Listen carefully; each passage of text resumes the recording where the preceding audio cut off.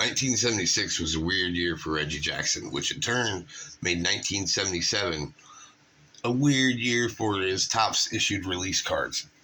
So in 1976, Charlie Finley, who owned the Oakland Athletics, decided he didn't want to pay all the players because free agency was coming the next year, the first year of it, and he knew the prices were going to go crazy, so he didn't want to pay it, so he started selling off all his good players.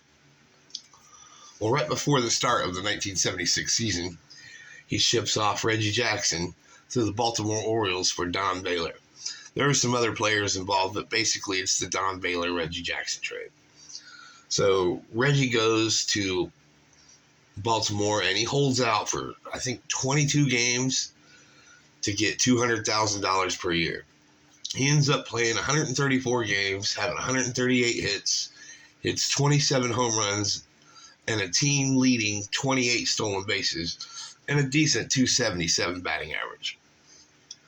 So after that year, he was going to re-sign, but the Yankees made him a better deal with longer years, and so he decided to go with the Yankees.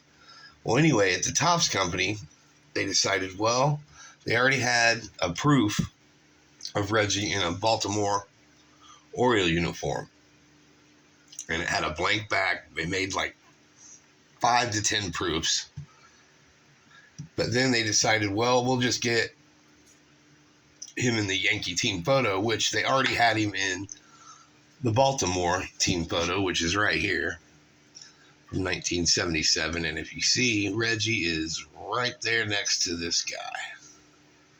There's Reggie. So he did make it in a Baltimore uniform on an issued card in Topps, but the proofs look something like this. This is a remake. Somebody reprinted it. It's just a remake. They made it up, but it's got the exact back of the 77 card with the Yankees.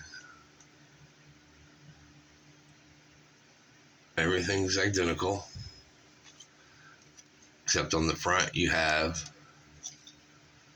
him in the Baltimore uniform with the Yankees logo up top, and here he's airbrushed. And if you look real close, like right over here, they airbrushed his old Oakland A's uniform. That's an old Oakland A's hat, not a Baltimore hat. And they airbrushed the pinstripes and all that. But on here, this is what the card really looks like. Just the picture itself. And on the proofs they're all blank backs. Like I said, there's 5 to 10 of them. And Sports Center Hall of Famer, or I guess you'd want to say Keith Overman, supposedly has 1 or 2 of the actual Topps proofs from 1977 of the Reggie Jackson card. But I think it also says his is different in where it actually says Baltimore up top instead of Yankees. So it would be like this, except it would say Baltimore. So this is the fake and not even the proof. And this is what Topps issued. And like I mentioned, they airbrushed an old Oakland A's uniform because there's one of his teammates back there. And they still have their Yankees. 1976 Orioles. Now on the team photos from 1977 Topps, like I mentioned, you can see Reggie right there next to this guy. And he's listed on the back. Actually, I don't think he is listed. That's right, he's not listed on the back. But on the 1977 Topps Yankees team card, he's right in there next to Yogi and between Yogi and, I believe, Thurman Munson. And on the back, he's listed right there, number 10.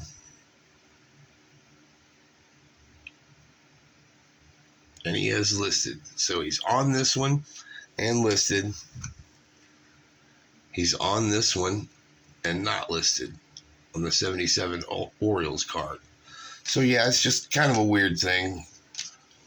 for Reggie Jackson in the 1976 season and the 1977 Topps issued cards. I wish Keith Overwood would give me one, or at least let's see it. He showed scans, but only of the front. I want to see the scans of the back and see what it looks like. Tell me what you think about the 1976 season with Reggie and how the Topps company did handle the situation in 77. I think it's pretty interesting, and ever since I was a kid, I would always I know there's got to be a real one out there, And as I got older, come to find out that's just not the case. But anyway, it's a cool little dream to have as a kid. But I hope you enjoyed the video. Let me know what you think, and have a good night, and collect everything you can.